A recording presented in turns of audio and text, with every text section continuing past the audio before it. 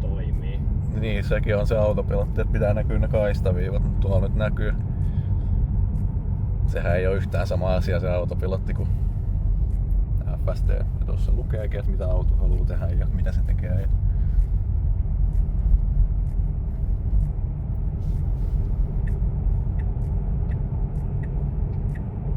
Kaistan vaihdot toimii.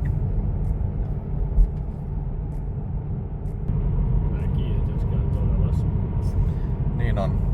Ja keltaiset tulee, niin auto hidastaa.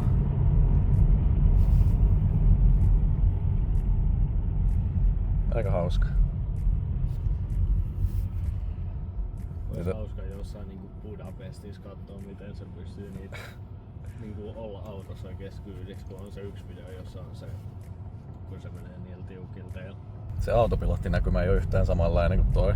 Toi näyttää kaikki noin niinku... Miksi noita nyt kutsutaan? Missä se saa ajaa? Vaikka on nonstop, niin siltikin josempi. Niin, tossa on vissiin akustit lasiin noissa taka-ikkunoissa. Hyvin kääntyy.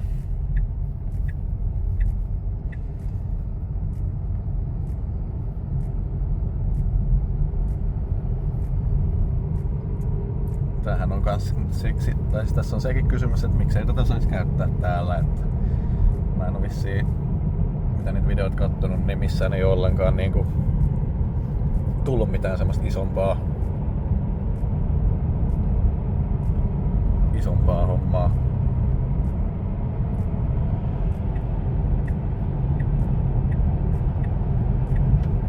Liitetään sinne.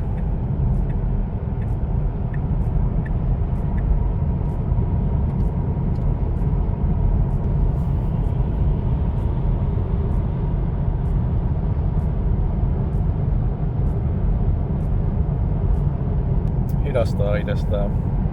Tosin kyllä autopilottikin, mutta on vissiin vähän miettii vähän enemmän tää FSD kuin toi autopilotti. Tuntuu kuitenkin siltä, että niinku ihminen ajaa. Niin. Mut sit niinku samaan aikaan tää on paljon niinku vähemmän aggressiivinen. Mä ei niinku tunnu Teslalta, kun sitä ei käytä tuolla tehona ollenkaan. No ei tässä ainakaan mitään ongelmaa. Vetää ihan niinku tosi nätisti. Itse asiassa hätävilkut meni tuolla autolla päälle.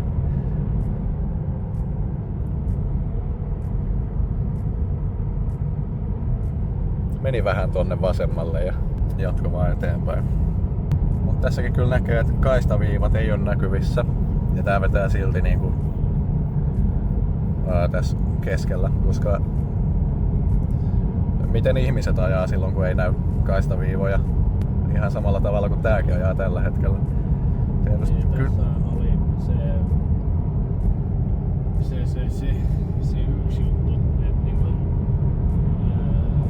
tää alkaa ajaa samalla tavalla kuin niinku lokaalit ajaa. Mut sehän on yksi pointti tästä, tai niinku semmonen hyvä syy, että miksi taas niinku hyvä systeemi. Jos on vaikka joku paikka, missä ei ole ennen ajanut, niin sit vois laittaa ton vaan ajamaan. Toki siinä ei kyllä itse sitten opi ajamaan, mutta... Niin, tai sitten jos on vaan semmonen tekninen paikka, missä sä vaan et jaksa ajaa, esimerkiksi niin. Helsinki. Niin, tai jos on vaikka kehällä paljon liikennettä, tosi paljon liikennettä, sä voit vaan laittaa sen päälle. Toki kyllä autopilottikin pystyy siellä vetämään, mutta se on niin paljon tyhmempi se tavallinen autopilotti kuin tää systeemi. Tää itse asiassa näkee töyssytkin, eli tää hidastaa niin.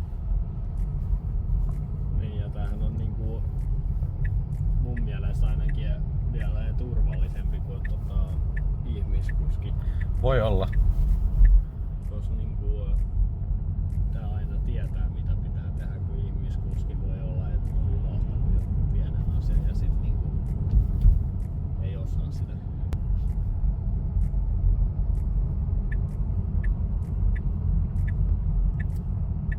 Aikooko FSD mennä? Ei enää.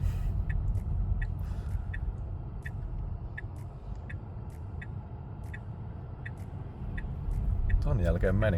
Itse asiassa aika hyvin.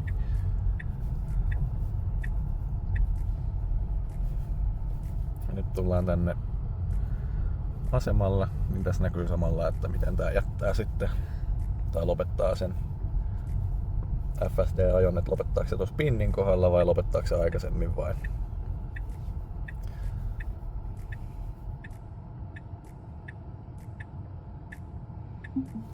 Okei. Eli se lopettaa siihen. Taas jatketaan. Ei mennyt ihan pinniin asti. Toki eihän täällä pääsekään. Tai no, en kyllä tiedä. Tonne kyllä pääsee jo vissiin. Mä tykkään tosta, että noi tulee paljon nopeammin näkyviin näissä uusissa. Ja toi näkee tosta edestäkin.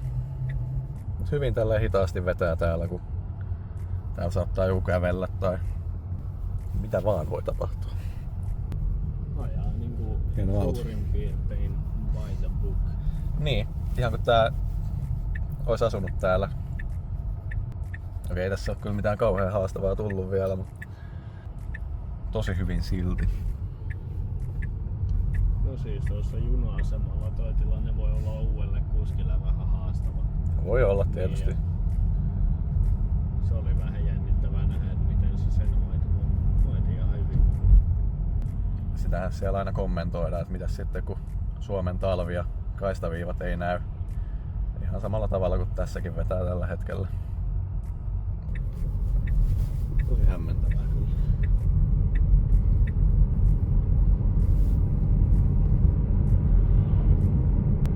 Todella oudon näköistä toi, kun ratti vaan liikkuu, mutta sit niinku